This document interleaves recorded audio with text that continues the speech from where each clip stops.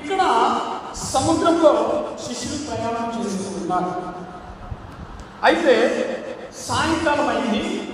సాయంకాలం అయిన తర్వాత శిష్యులు సముద్రం నదులకు వెళ్ళి దోణి ఎక్కి ఆ సముద్రము అద్దరిన, అంటే అవతల సముద్రము అవతల కపెర్నహూము అనేటువంటి పట్టణం ఉంది.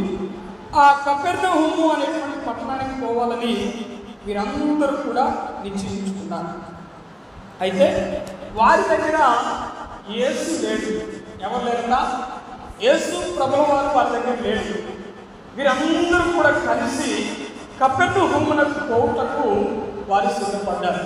కపెర్నహూముకు వెళ్ళాలి అంటే సముద్ర మార్గాన్ని దాటాలి. ఈ సముద్ర మార్గాన్ని దాటి కపెర్నహూముకు వెళ్ళాలి. అయితే ఈ సముద్ర మార్గాన్ని దాటడానికి వెనకటి రోజుల్లో దోణెలు అనేటువంటి ఉండేవి. ఏంటి అలా? పడవలు. దోణెలు వేరే, పడవలు వేరే. ఇవి ఉండేటువంటివి అన్నమాట. వీరు బయలుదేరారు. ఎప్పుడు బయలుదేరారు? సాయంకాలంలో బయలుదేరారు. ఈ సాయంకాలంలో వీరు బయలుదేరినప్పుడు సముద్రం మీద ప్రయాణం చేస్తూ ఉన్నారు. కొంత దూరం ప్రయాణం చేశారు. కొంత దూరం ప్రయాణం చేసిన తర్వాత సముద్రంలోకి వెళ్ళగానే వారికి ఆ సముద్రంలో తుఫాను రావడం అనేటువంటి ప్రారంభించారు. వారు కొంత దూరం ప్రయాణం చేశారు. ప్రయాణం చేసిన తర్వాత సముద్రము పెద్ద పెద్ద గాలులు వీస్తూ ఉంటే సముద్రం ఏం చేసిందట? పొంగుతుందట. పొంగడం అంటే తెలుసా? ఏంటది? గ్యాస్ మీద ఉన్నటువంటి అది వంగడం కాదు. పొంగడం అంటే కొంతమంది అలాగే అనుకుంటారు. అది కాదు. సముద్రం పొంగేటప్పుడు కనుక మనం చూస్తే ఆ యొక్క అల్ల తాకిడి అనేటువంటి అది గంభీరమైనటువంటి స్థితిలో ఉంటుంది. చూడండి, మనము అనేకమైనటువంటి సందర్భాల్లో మనం ఏం చేస్తామంటే కొన్నిసార్లు సముద్రాల మీద మనం ప్రయాణం చేయవలసి వస్తే కనుక ఆ సిచ్యువేషన్స్లో ఆ సముద్రం మీద ప్రయాణం చేస్తున్నప్పుడు తుఫాను వచ్చిందనుకోండి, ఏమైపోతాం మనం ఎప్పుడు చూడలేదు. ఆ తుఫాను చూడలేదు, ఆ చినుకులు చూడలేదు, ఆ సముద్రం మీద ప్రయాణం చేయలేదు, ఆ సముద్రంలో మరి ఆ కాలు రావడం అనేటువంటిది కూడా మనం చూడలేదు. కానీ సముద్రంలో కనుక పెద్ద పెద్ద గాలులు వీస్తే కనుక, సముద్రంలో కనుక మరి తుఫాను చెలదగితే కనుక అక్కడ ఏది కూడా తట్టుకోలేదు. తట్టుకోగలదా? ఏది కూడా తట్టుకోలేదు. వీరు నడుస్తూ ఉన్నారు. వీరు ఎంతమంది ఉన్నారంటే 12 మంది శిష్యులు ఉన్నారు. ఎంతమంది ఉన్నారు? 12 మంది శిష్యులు ఉన్నారు. సముద్రం మీద ప్రయాణం చేస్తున్నారు. వారు దోణుల మీద వారు ఉన్నారు. ఎటువంటి సిచ్యువేషన్ మనకి ఎక్కడ కనిపిస్తుందంటే మార్కు సువార్త 4:35 నుంచి 41 వరకు కూడా అక్కడ ఉంటుందన్నమాట. అయితే ఈ ప్రయాణం చేస్తూ ఉన్నప్పుడు మరి ఈ గాలులు వీస్తూ ఉన్నప్పుడు వారు భయపడిపోతూ ఉన్నారు. భయంకరమైనటువంటి స్థితిలో వారు ఉన్నారు. అయ్యో మేము చచ్చిపోతామేమో, అయ్యో మేము ఈ సముద్రంలో మునిగిపోతామేమో, అయ్యో మా యొక్క స్థితి ఇలాగున మరి గడిచిపోతుందేమో, మేము చనిపోయేటువంటి సంగతి ఎవరికి తెలియదేమో అని వాళ్ళు భయపడిపోతూ ఉన్నారు. ప్రాణభయంతో వాళ్ళు విలువలాడిపోతూ ఉన్నారు. ఏం చేయాలో వారికి అర్థం కావట్లేదు. అయితే వాళ్ళు ఏం చేస్తారంటే ఆ యొక్క తుఫాన్లో ఆ యొక్క పెద్ద పెద్ద గాలులు వీస్తూ ఉన్నా కూడా సముద్రంలో ఆ పడవను, ఆ దోణిను కొద్దిగా దూరాన్ని నడిపించారు. 2 కోసుల దూరాన్ని నడిపించారు. నడిపించిన తర్వాత అక్కడికి ఎవరు వచ్చారట? యేసుక్రీస్తు ప్రభువు వారు వచ్చారు. యేసుక్రీస్తు ప్రభువు వారిని మొదట వారు చూసి భయపడ్డారు. భయపడి వారు యేసుక్రీస్తు ప్రభువు వారు ఆ పడవకి దగ్గరికి వస్తూ ఉన్న కొద్ది వారు గుర్తుపట్టడం మొదలు పెట్టారన్నమాట. ఈయన ప్రభువు అయినటువంటి క్రీస్తు అని ఆయన పడవలోకి చేర్చుకున్నారు. పడవలోకి చేర్చుకోగానే అదంతా కూడా ఏమైపోయిందట? ఆగిపోయింది. సముద్రంలో అప్పటి వరకు ఉన్నటువంటి ఆ తుఫాను, ఆ పెద్ద పెద్ద గాలులన్నీ కూడా ఏమైపోయాయంటే మొత్తం కూడా అణిగిపోయాయి. సముద్రం మొత్తం ఎలా ఉందట? నిశ్శబ్దంగా ఉంది. చూడండి, సముద్రము పొంగిన ఎవరు పట్టుకోలేరు. సముద్రము నిశ్శబ్దంగా ఉన్నా చాలా భయంకరంగా ఉంటుందండి. వెళ్ళారు ఎప్పుడైనా సముద్రం దగ్గరికి? నిజంగా ఆ సముద్రం మీద ప్రయాణం చేస్తూ ఉన్నప్పుడు సముద్రము కనుక నిమ్మలంగా ఉందనుకోండి, ఎంతో భయానకంగా అనిపిస్తుంది. అలాగే సముద్రం పొంగినా, తుఫాను సముద్రం మీద చెలరేగినా కూడా ఎంతో భయంకరంగా ఉంటుందన్నమాట. మనం తట్టుకోలేము. అటువంటి స్థితిలో ప్రయాణం చేస్తూ ఉన్నప్పుడు గాలులు వస్తూ ఉన్నాయి. మరి వాళ్ళందరూ కూడా పడవని నెట్టలేక, ముందుకు తొయ్యలేక ఏదో ఒక రకంగా 2 కోసుల దూరం నడిపించారు. పడవని నడిపించిన తర్వాత వారు భయపడిపోతూ ఉన్నారు. వాస్తవానికి అంత పెద్ద సముద్రంలో అంత పెద్ద పెద్ద గాలులు వస్తుండగా నలుదిక్కుల నుండి వస్తాయి గాలులు. సముద్రంలో మీకు చూడండి, గాలి ఒక దిక్కును రాదు సముద్రంలో ఎప్పుడైనా. ఇప్పుడు మన దగ్గర అనుకోండి, ఒక్కొక్కసారి ఏమవుతుందంటే ఉత్తర దిక్కు నుండి గాలి వస్తుంది, తర్వాత తూర్పు దిక్కు నుండి గాలి వస్తుంది, తర్వాత పడమర దిక్కు నుండి కూడా గాలి, అంటే 4 దిక్కుల నుండి భూమి మీద ఉన్నప్పుడు గాలి వస్తుంది. కానీ సముద్రం మీద మనం ఉన్నప్పుడు ఒకే రకంగా ఉండదన్నమాట. ఒక్క వైపే గాలి వస్తే కనుక ఆ పడవ లేచిపోతుంది. అసలు వాళ్ళు ఉండలేరు, ఆ పడవలో ఉండలేరు. ఆ గాలిలో లేచింది అనమాట. ఆ పడవ, ఆ దోణికి గాలి లేచింది. చుట్టుపక్కల నుండి కూడా మొత్తం కమ్ముకుంటుంది అనమాట.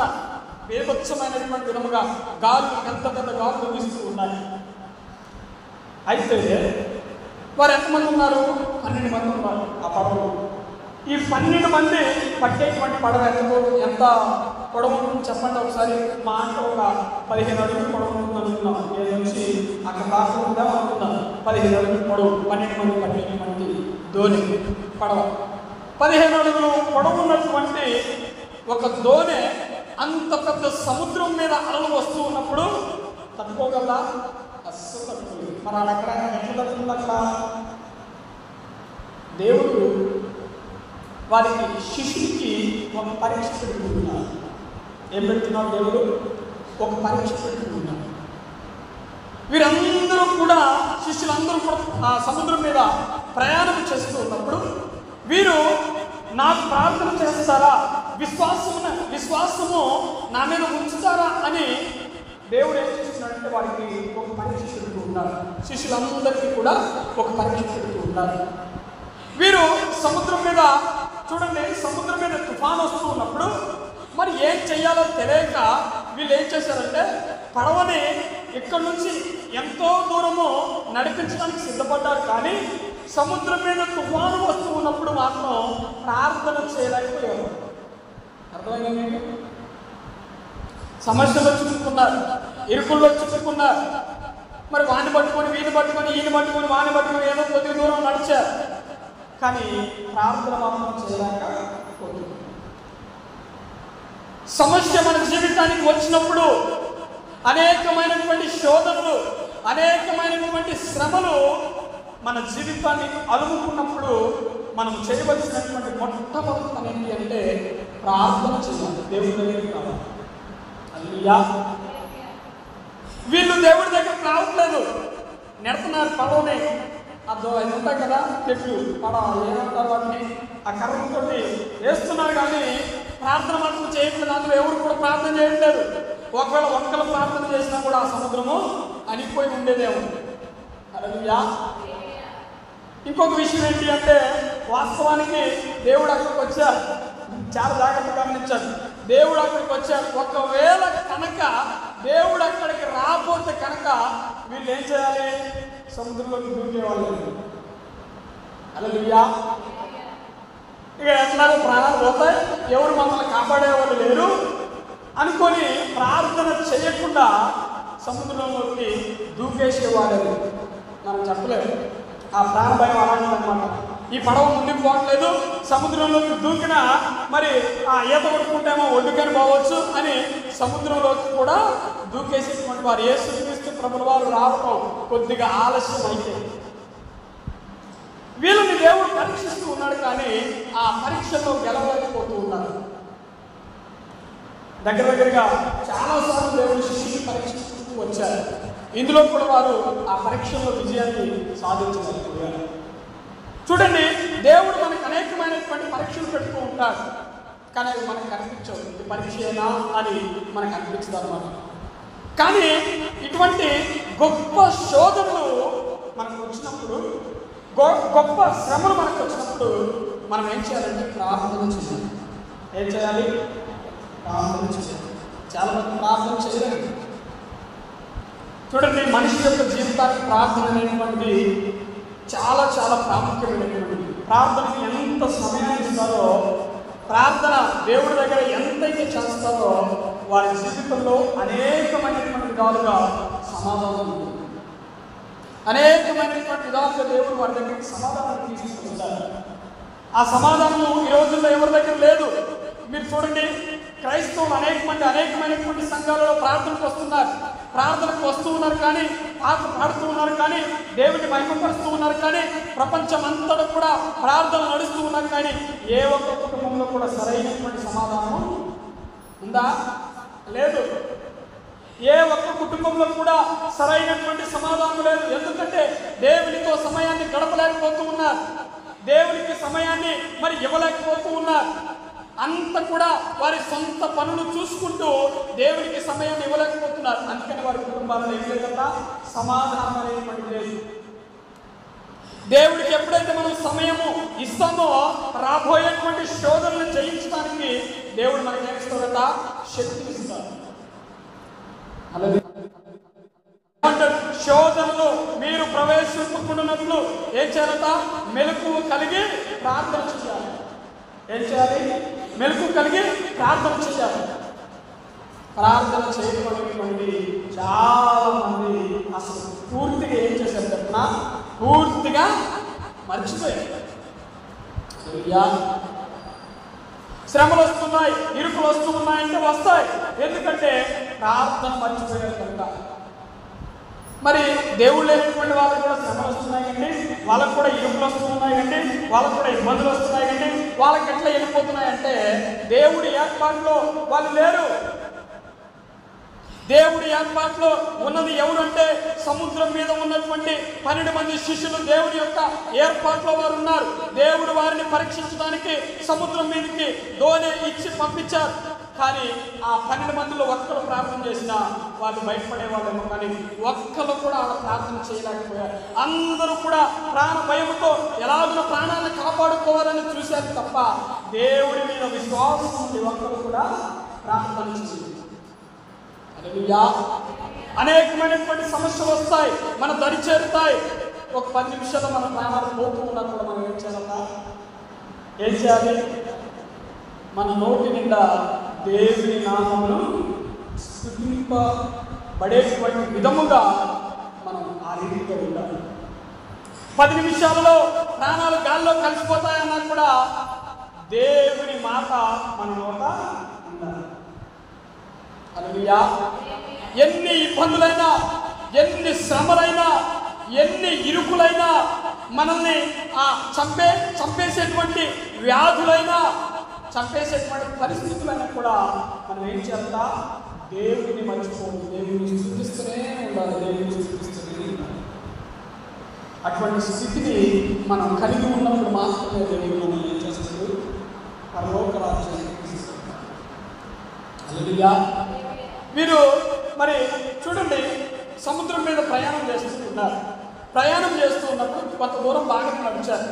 ఆ కొంత దూరం బాగానే నడిచిన ఆ సముద్రం మీద మరి కొంత దూరం ప్రయాణం చేసిన తర్వాత ఆ దగ్గరకు వచ్చేసరికి, ఆ తుఫాను వారి దగ్గరకు వచ్చేసరికి, సముద్రము పొంగేసరికి వారు ఏం చేయలేకపోయారు? ప్రార్థన చేయలేకపోయారు.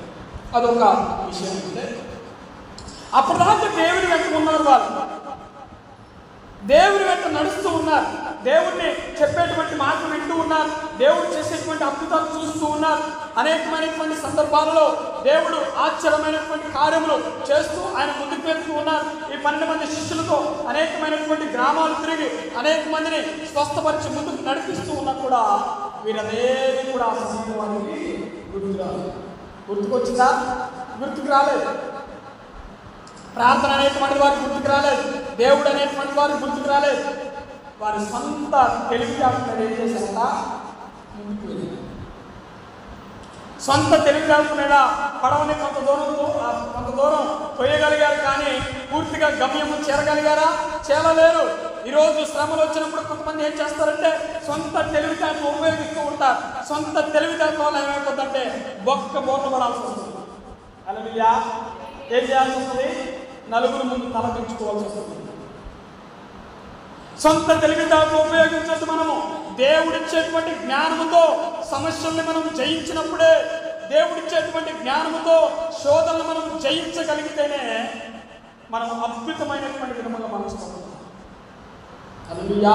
సమస్యలు ఎప్పుడు కూడా మన దగ్గరికి రావాలి, అవి ఎప్పుడు కూడా మన దగ్గరికి రావు. ఒకవేళ దేవుడు మరలా నిన్ను పరీక్షించాలి అనుకున్నప్పుడు మాత్రమే అవి నీ గరిచేది కాదు. కనుక మనం ఏం చేయాలి అంటే అనేకమైనటువంటి మరి అవమానాలు రావచ్చు, నిందలు రావచ్చు, అనేకమైనటువంటి ఇరుకులు రావచ్చు, గడ్డు పరిస్థితులు మన కుటుంబంలో ఉండవచ్చు, సమాధానము మరి కుటుంబంలో లేకపోవచ్చు, నెమ్మది కుటుంబంలో లేకపోవచ్చు. అయినప్పుడు మనం ఏం చేయాలంటే దేవుణ్ణి స్తుతిస్తూనే ఉండాలి. హల్లెలూయా. ఏం చేయాలి? దేవుణ్ణి మనం స్తుతిస్తూనే ఉండాలి. ఎవరు మనల్ని విడిచి వెళ్ళిపోయినా, ఎవరు మనల్ని విడిచిపెట్టినా, తల్లిదండ్రులు సైతం మనల్ని విడిచిపెట్టినా, లేకపోతే బంధువులు సైతం మనల్ని విడిచిపెట్టినా, లేకపోతే ఇంకెవరో స్నేహితులు మనల్ని విడిచిపెట్టినా, మనము దేవుణ్ణి మాత్రము విడిచిపెట్టాలి. వీళ్ళందరూ విడిచిపెట్టిపోయినా కూడా ఎవరు విడిచిపెట్టడా? దేవుడు మనల్ని విడిచిపెట్టడా? దేవుడు మనల్ని విడిచిపెట్టి కనుక ఈరోజు మనం కూర్చుంటావా? సస్యమే కూర్చోలే.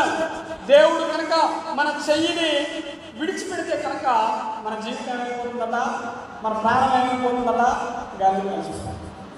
దేవుడి యొక్క ప్రేమ మనపై ఉంది, దేవుడి యొక్క కృప మనపై ఉంది. కనుకనే ఈ రోజున కూర్చొని మందిరంలో కూర్చొని ఇంత గొప్ప భాగ్యాన్ని మనం అనుభవించగలుగుతూ ఉన్నాం.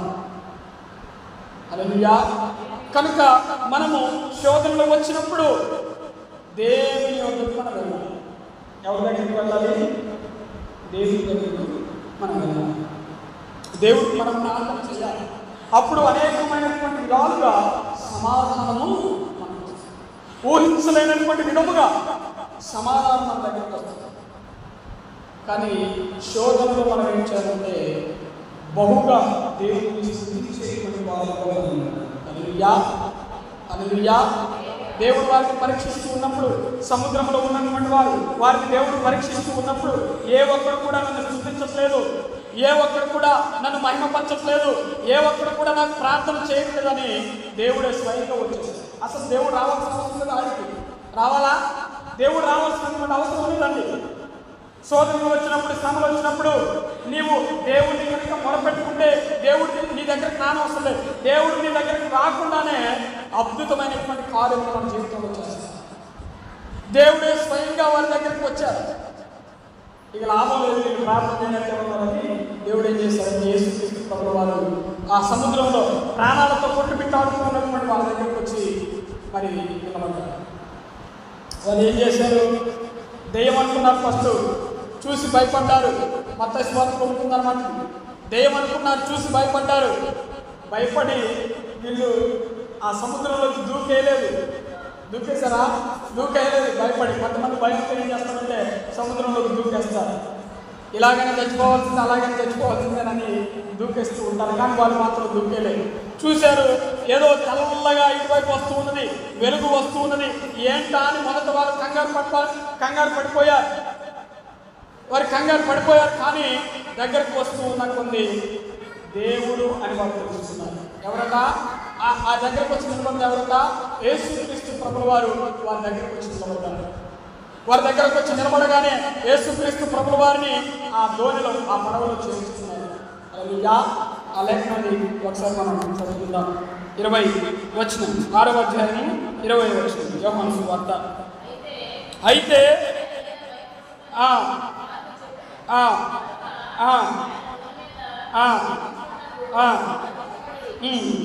వెంటనే ఆ దోణి వారు వెలుచున్న ప్రదేశమునకు ఎక్కడికి వెళ్ళిందట? ప్రదేశానికి చేరింది. అంటే ఒడ్డుకు చేరిపోయారు, గమ్యానికి వారు చేరిపోయారు. దేవుణ్ణి వారు చేర్చుకున్నారు. అప్పటిదాకా దేవుడిని స్తుతించలేదు, కానీ వీళ్ళు ప్రార్థన చేయట్లేదని దేవుడే వారి దగ్గరికి వచ్చారు. సముద్రం మీద నడుచుకుంటూ వారి దగ్గరికి వచ్చారు. వారి దగ్గరికి వచ్చిన తర్వాత దేవుణ్ణి వారు ఎక్కించుకున్నట్టు ఏం చేశారంటే ఇష్టపడ్డారు. ఏం చేశారు వాళ్ళు? అమ్మయ్య దేవుడు కనిపించింది, అమ్మయ్య దేవుడు కనిపించిందని సముద్రంలో ఎక్కించుకున్నారు. అదే సారీ, ఆ ధోనిలో ఎక్కించుకున్నారు. ఆ పడవలో ఎక్కించుకున్న తర్వాత అది మొత్తం కూడా ఏమైపోయిందంట, పూర్తిగా అణిగిపోయింది, ఏమీ లేదు. దేవుడు వారితో అంటూ ఉన్నాడు, భయపడవద్దు, మీరు ఎందుకు భయపడుతూ ఉన్నారు, భయపడవద్దు అని వారితో చెప్తూ ఉన్నాడు. వెంటనే వారు యేసుక్రీస్తు ప్రభువు వారిని రోజులో ఎక్కించుకొని వారు మరి ఆ ఒడ్డుకి, ఆ ప్రదేశానికి వచ్చేయారు, గమ్యానికి వచ్చేయారు. మనము మన జీవితంలో నడుస్తూ ఉన్నప్పుడు మన జీవిత తీర ప్రాంతాలకు వెళ్ళాలి అంటే మన జీవితం ఒడ్డుకి చేరాలి అంటే మన జీవితానికి ఒక గమ్యం ఉంటుంది. ఆ గమ్యానికి మన జీవితం చేరాలి అంటే మన జీవితంలో ఎవరు ఉండాలి? యేసుక్రీస్తు ప్రభువు వారు ఉండాలి. ఎవరు ఉండాలి? యేసుక్రీస్తు ప్రభువు వారు ఉండాలి. కానీ కొంతమంది జీవితాల్లో యేసుక్రీస్తు ప్రభువు వారు తప్ప అందరూ ఉంటారా? అందరిని ఎక్కించుకుంటారు కానీ యేసుక్రీస్తు ప్రభువు వారిని ఎక్కించుకోరు. బస్సు ప్రయాణం చేస్తుంది అనుకోండి, ఏమండి మీరు చూడండి, ఇక్కడ విచిత్రం ఏంటి అంటే, ఉదాహరణ చెప్తూ ఉన్నాను. బస్సు నడుపుతూ ఉన్నాడు డ్రైవర్. కండక్టర్ ఆ బస్సు ఎక్కాలి. ఆ కండక్టర్ ఏం చేయాలి? ఆ బస్సు ఎక్కాలి. కానీ అందులో అందరూ ఎక్కేశారు, కానీ మరి కండక్టర్ మాత్రం ఎక్కలేదు. ఈ కండక్టర్ ఏం చేస్తున్నాడంటే, మొదట స్టాప్లో ఆగాడు, నేను ఎక్కుదామని, కానీ సందులేదు. మరి మరలా వేరే ఒక బస్ స్టాండ్కి వెళ్ళాడు, అక్కడ సందు లేదు ఆయన ఎక్కడానికి, ఆ బస్ ఎక్కడానికి. మరలా వేరే బస్ స్టాండ్కి వెళ్ళాడు, అక్కడ సందు లేదు. అందరూ ఉన్నారు కానీ అక్కడ టికెట్లు పెట్టేవారు మాత్రం లేదు. ఈ లోపు ఏం జరిగిందంటే, మా బస్సు ఎదురుగా ఆ బస్సు చెకింగ్ చేసే వాళ్ళు వచ్చారు.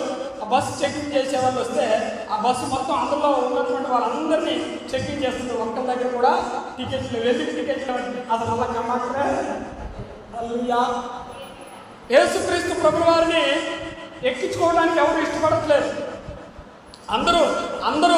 అందరినీ ఎక్కించుకుంటున్నారు, వారి జీవితంలో అందరినీ పెట్టుకుంటున్నారు. కానీ యేసుక్రీస్తు ప్రభువు వారికి మాత్రం స్థలం మాత్రం ఇచ్చారా? మొదట మరి ఎవరు తల్లి అయినటువంటి మరియా మరి నిండు గర్భంతో ఉన్నప్పుడు అక్కడ స్థలం దొరికింది. ఆయన యేసుక్రీస్తు ప్రభువు వారికి స్థలం దొరకనే ఆయన అక్కడికి వెళ్ళి మరి పశువుల పాకలోని అక్కడికి వెళ్ళి ఆమె ప్రసవించింది. అక్కడ దొరికింది ఆయనకి స్థలం.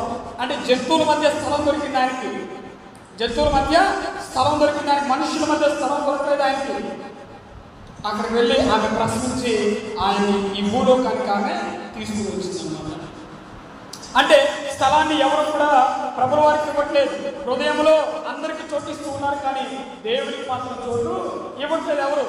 ఎందుకంటే ఎవరు కూడా ఇష్టపడట్లేదు. ఆ శిష్యులు ఏం చేశారంటే, యేసుక్రీస్తు ప్రభువు వారు వారి దగ్గరికి వచ్చి నిలబడగానే నడుచుకుంటూ వారి దగ్గరికి వస్తూ ఉన్నప్పుడు వారు ధోనిలో ఎక్కించుకోవడానికి ఇష్టపడ్డారు, కానీ ఇప్పుడు మనుషులు మాత్రం హృదయంలో చోటు ఇవ్వడానికి ఎవరు కూడా ఇష్టపడుతున్నారా? వామ్మో దేవుడిని నమ్ముకుంటే ఏడ ప్రార్థన చేయాలి, పోతూ ప్రార్థన చేయాలి. దేవుడిని నమ్ముకుంటే మరి ప్రార్థనకి వెళ్ళాలి, మీటింగ్లకు వెళ్ళాలి, మరి నీతిగా ఉండాలి, నిజాయితీగా ఉండాలి. దేవుడిని నమ్ముకుంటే ప్రేమ కలిగి ఉండాలి, సమాధానం కలిగి ఉండాలి. ఇవన్నీ మనం ఆడ చేస్తాం, మన కొద్దులే అని అన్నీ చేస్తున్నారు, కానీ దేవుడిని మాత్రం స్థలం. హల్లెలూయా. అందుకనే మన జీవితంలో ఎన్ని ఉన్నా దేవుడి నుంచి పరిస్థితులు కొన్నిసార్లు పరిస్థితులు ఏం చేస్తాయంటే మనల్ని దేవుడి నుంచి దూరం చేసేటట్లుగా కనిపిస్తారు. హల్లెలూయా. దేవుడు మన దగ్గర లేడేమో అనిపిస్తుంది కొన్నిసార్లు.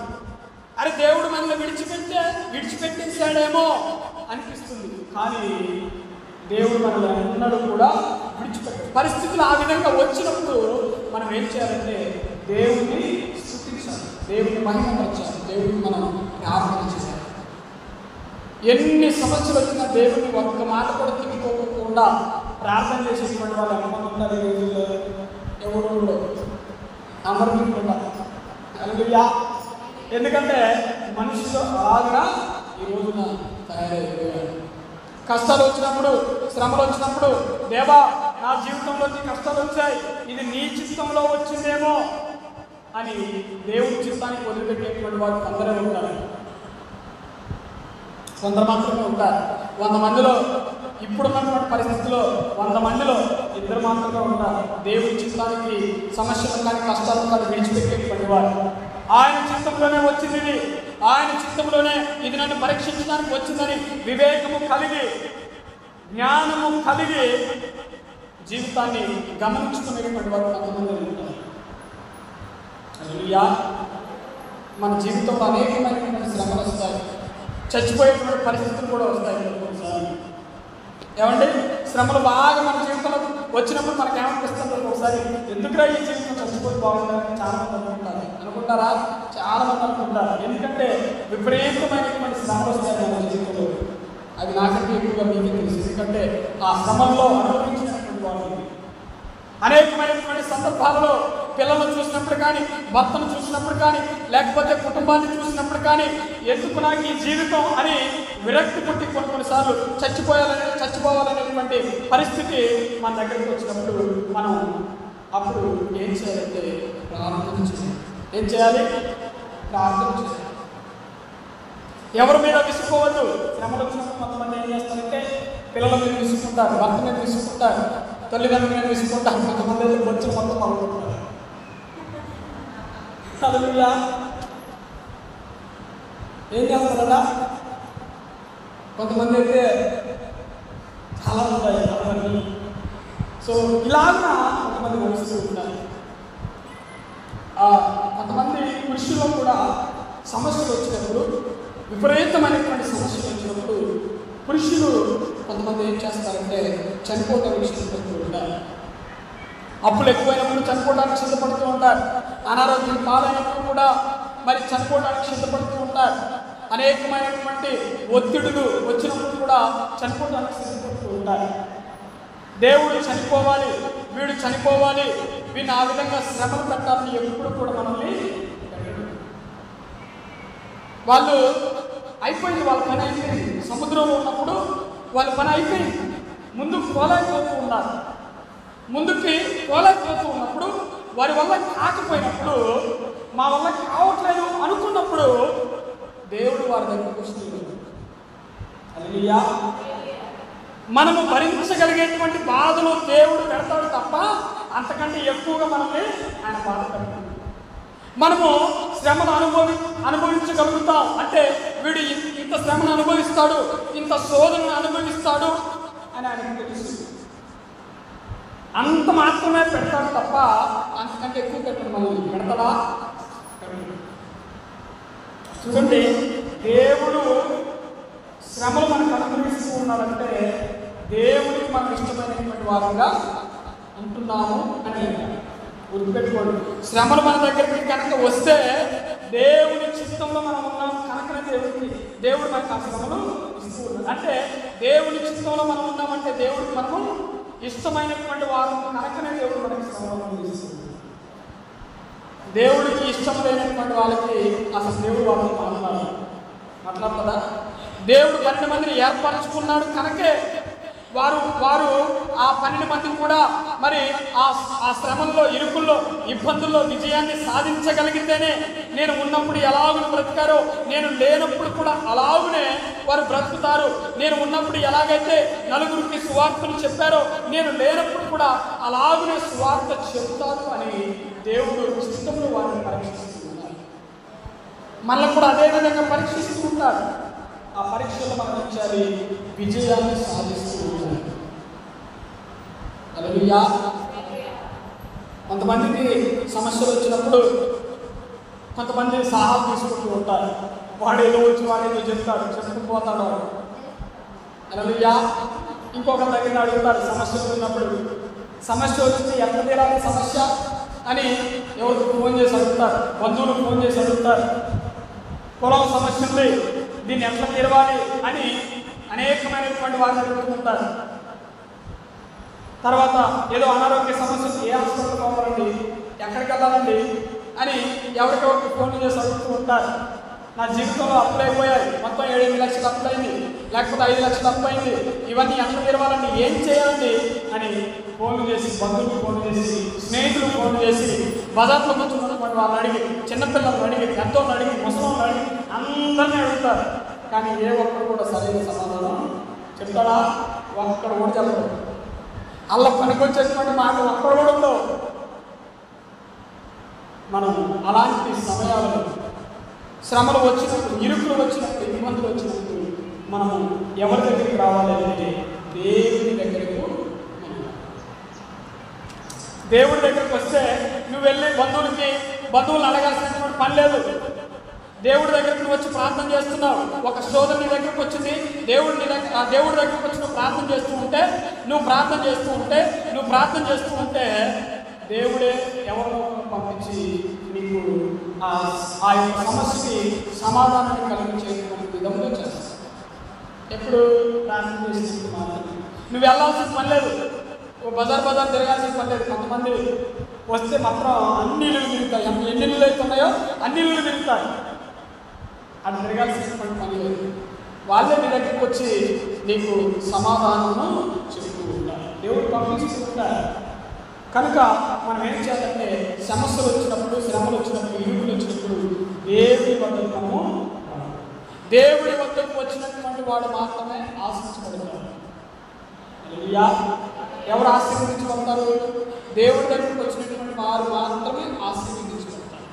సమస్యలు వచ్చినప్పుడు మనుషులను ఆశ్రయించి వెళ్ళినటువంటి వారు సమస్య తీరితేమో కానీ అది కొంతకాలం మాత్రమే, మరలా సమస్య. కానీ దేవుడి దగ్గరికి వస్తే కనుక సమస్య తీరడానికి టైం పట్టొచ్చేమో, కానీ ఒక్కసారి సమస్య తీరితే కనుక జీవితంలో ఆ సమస్య మన దగ్గరికి. హల్లెలూయా. కనుక మనం ఏం చేయాలంటే దేవుడిని మన జీవితంలో ఎక్కించుకోవడానికి మనం ఇష్టపడాలి. వాక్యానికి తలవంచాలి, ప్రార్థనకి తలవంచాలి, దేవుడికి తలవంచాలి. అప్పుడు మాత్రమే మనం ఆశీర్వదించబడతాం. ఆశీర్వాదం అంటే ఏంటి? చాలామంది అనుకుంటారు డబ్బు ఉండాలి, ఎకరాలు ఆస్తి ఉండాలి, లగ్జరీ లైఫ్ ఉండాలి, లేకపోతే ఇంకా మరి కార్లలో తిరగాలి, మంచి భోజనం చేయాలి. ఇది కాదు ఆశీర్వాదం. ఈ అంతా కూడా సైతాన్ గడవలో వచ్చేటువంటి ఆశీర్వాదాలు ఎవరి వల్ల వస్తాయి? లగ్జరీ లైఫ్ని అనుభవించేటువంటి ఆశీర్వాదం ఏదైతే ఉన్నదో దేవుడి దగ్గర నుంచి వచ్చింది కాదు, అది సాతాను నుండి వచ్చినటువంటి ఆశీర్వాదం. మంచి బట్టలు దొరుకుకోవాలి, బూట్లు దొరుకుకోవాలి, జనాలకు సోగ్గా కనపడాలి, అందంగా కనపడాలి. ఇదంతా కూడా ఎవరి ప్రేరణ అంటే సైతాన్ గడవ ప్రేరణ, దేవుడి యొక్క ప్రేరణ కాదు. దేవుడి ఆశీర్వాదం ఎలా ఉంటుందంటే అసలు నిజమైనటువంటి క్రైస్తవులు ఎక్కువగా లగ్జరీ లైఫ్ అనుభవిస్తారా? అనుభవించలేరు కూడా. మనము నిజమైనటువంటి క్రైస్తవులుగా ఉంటే కనుక అటువంటి జీవితాన్ని మనం అనుభవించడానికి ఇష్టపడమనుకుంటున్నాం. అది దేవుని ఆశీర్వాదం కాదు అని మనకి వాక్యం పదే మనకు చెబుతుంది. చాలామంది ఆశీర్వాదం అంటే ఇలాగే ఉంటుంది అనుకుంటారు. అది కాదు నిజమైన ఆశీర్వాదం, అది నిజమైనటువంటి ఆశీర్వాదము కాదు. మనిషి ఎప్పుడు బాగుపడతారు చెప్పండి మీరు? ఎప్పుడు బాగుపడతారు మనిషి? ఎప్పుడు బాగుపడతాడంటే సమస్యలు వచ్చినప్పుడు మాత్రమే మనిషి బాగుపడతాడు. వాడి జీవితంలో సమస్యలు లేదంటే వాడు సంకనాకి పోతాడంటే. హల్లెలూయా. ఎవరి జీవితంలో సమస్యలు ఇవ్వనుకోండి, శ్రమలు ఇవ్వనుకోండి, వాడు మంచిగా ఉన్నాడు అనుకోండి, ఎప్పుడు సంతోషంతో ఉన్నాడు అనుకోండి, ఆనందంతో ఉన్నాడు అనుకోండి, వాడి జీవితం ఎప్పుడైనా నాశనం కావచ్చు. నిలబడే జీవితం కాదని. సమస్యలు వచ్చినప్పుడే, ఆ జీవితానికి శ్రమలు వచ్చినప్పుడే ఆ జీవితాలు నిలబడతాయి. లేకపోతే నిలబడతాయా? నిలబడలేదు. కనుక మనము సమస్యల్ని అధిగమించడానికి, మన దగ్గరికి సమస్యలు వచ్చినప్పుడు సమస్యలు మనం అధిగమించడానికి దేవుని ఎదురు మనం అనుకుంటున్నాం. హల్లెలూయా. చూడండి, గంటల తరబడి ప్రార్థన చేస్తూ ఉంటారు భక్తులు. ఏం చేస్తారు? గంటల తరబడి ప్రార్థన చేస్తూ ఉంటారు, కానీ శ్రమల్ని అనుభవించడానికి ఇష్టపడతారు. అర్థమైందండి? ప్రభువా నన్ను దీవించు, అందరిని దీవించు, ఆశీర్వదించు, అందరినీ మరి అది చేయి ఇది చేయండి గంటల తరబడి ప్రార్థన చేస్తారు. కానీ ఏదైనా సమస్య వచ్చినప్పుడు మాత్రం ఆ సమస్యని, ఆ శ్రమని అనుభవించడానికి మాత్రం వారు చిచ్చి అనుకుంటూ పోతూ ఉంటారు. అట్లా ఉండదు. జీవితంలో మేలుని ఎలాగైతే మనం అనుభవిస్తామో శ్రమను కూడా అదే విధముగా అనుభవించాలి. అప్పుడే మనం నడవగలుగుతాం. సంతోషాన్ని ఎంతగా మనం స్వీకరిస్తామో శ్రమను కూడా అంతగా మనం స్వీకరించాలి. హల్లెలూయా. చూడండి, సంతోషం వచ్చినప్పుడు, ఆనందం వచ్చినప్పుడు ఏం చెప్తాం దేవునికి?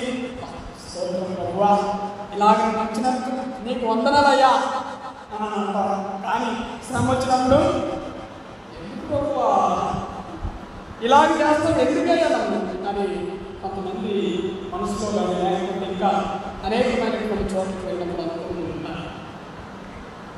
కనుక ఎప్పుడు కూడా మనం అలాగునా ఉండడానికి ఇష్టపడకూడదు. ఎలాగ ఉండాలి?